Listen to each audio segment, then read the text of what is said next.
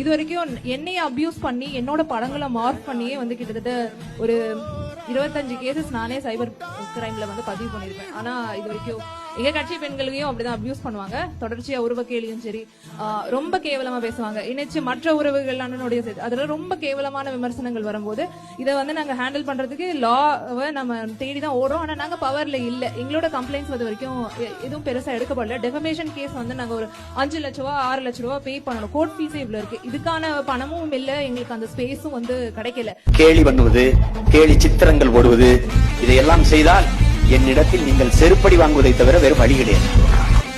நமக்கு இருக்கிற ஒரே ஊடகம் சமூக ஊடகம் தான். அன்புக்குரிய சொந்தங்களே, அருமை உடன் பிறந்தவர்களே, அதை கண்ணியத்தோடு கையாளும். பெண்கள் பொதுவெளிக்கு அரசியலுக்கு வருவதே கடினம். அதுவும் முகம் காட்டி துணிந்து களத்தில் நின்று பேசுவது அதை விட கடினம். அப்படி வருகிறவர்களை போற்றாது கொண்டாடாது நீங்கள் வெல்லவே முடியாது.